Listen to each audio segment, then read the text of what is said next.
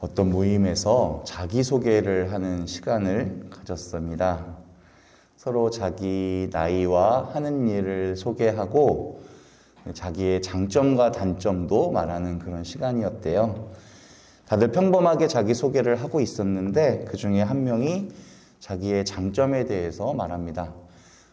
저는 잘 웃어요 라고 하면서 한 번씩 웃더랍니다. 서먹서먹했던 분위기가 순간적으로 웃음바다가 돼버렸대요. 웃는 것이 어려운 일일까요? 어렵지는 않은 일이죠. 하지만 우리는 웃음을 잃어버린 시대에 살고 있는 것 같아요. 가장 쉬워 보이지만 웃을 일이 없다라고 우리는 생각합니다. 근데 웃을 일이 있으려면 웃을 기회가 별로 없을 거예요. 자꾸 웃다 보면은 웃을 일이 점점 더 많아질 겁니다. 또 내 웃음으로 다른 사람들을 행복하게 만들어줄 수가 있어요. 그래서 우리는 그 웃음을 통해서 행복의 도구가 될 수 있습니다. 하지만 잘 못해요. 너무나 그런 것에 인색하게 살아가는 것 같아요. 우리는 새해 복 많이 받으세요 라고 인사했습니다. 근데 복은 누가 주나요? 2022년도가 주나요? 아니겠죠. 2022년도를 만드신 분, 아울러 세상 모든 만물을 만드신 분이 계시다면 그분이 복을 주는 거겠죠. 복의 주도권은 하느님께 있다. 또한 복의 근원은 하느님이시다라고도 우리는 이야기할 수 있어요. 그렇다면 그분과 함께 하지 않으면 복을 누릴 수가 없겠네요. 내가 뭘 잘해서 복을 얻는 게 아니라 그분께서 자비를 베푸시니까 복을 얻는 거예요. 그러니 다른 곳이 아닌 하느님을 찬미하는 이 자리, 오늘 새해 첫날 이곳에 오신 우리 어르신들은 이미 복을 받으신 거죠. 그리고 앞으로도 넘치도록 받으실 거예요. 혼자만 받는 게 아니라 우리 어르신들을 통해서 가족들, 이웃들이 함께 복을 누리게 되는 거예요. 우리는 하느님의 복을 전달하는 축복의 도구니까 그렇습니다. 한편 새해를 맞이한다는 것은 한 해의 세월이 또 줄어드는 거죠. 네, 자꾸 나이만 들어가는 거예요.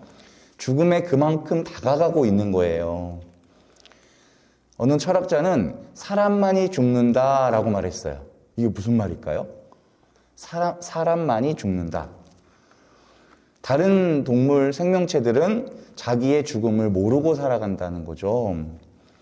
우리 인간만이 나의 종말을 내다보며 살아갑니다. 세월을 보면서 하느님을 생각하는 사람이 그래서 신앙인이겠죠. 하느님이 축복하셔서 내가 태어났고 하느님이 축복하셔서 내가 살아갔고 세월이 흐르면 하느님께로 돌아가야 된다는 것을 아는 존재. 그것은 사람밖에는 없다. 하지만 우리는 모두 이기적이고 자기 위주로 생각하고 살아갑니다. 그래서 이웃과 동료가 자기와 다르다는 사실을 잘 받아들이지 않으려고 해요. 그래서 이웃을 사랑해야 된다. 자비로운 사람이 되어야 된다. 복음의 이런 말씀들은 내 위주로 생각하고 판단하는 자기 중심성에서 좀 벗어나라는 뜻이에요. 다른 사람은 나와 다르다는 사실을 좀 받아들여라. 하나님은 세상에 다양함의 씨앗을 뿌리셨어요. 그 다양함을 존중하는 것이 바로 사랑입니다. 그 다양함을 은혜롭게 보는 것이 그리스도의 신앙인이에요. 그것은 성령께서 하시는 일이에요. 그래서 시편은 이렇게 말합니다. 주님께서 숨결을 불어넣으시면 땅의 모습은 새로워집니다.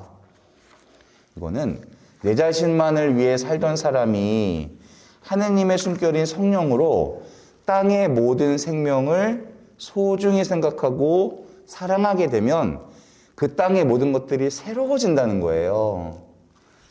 인류가 서로를 위해주면 평화를 누리는 땅이 되겠죠. 그것을 오늘 천주의 어머니께서는 바라고 계시는 거예요.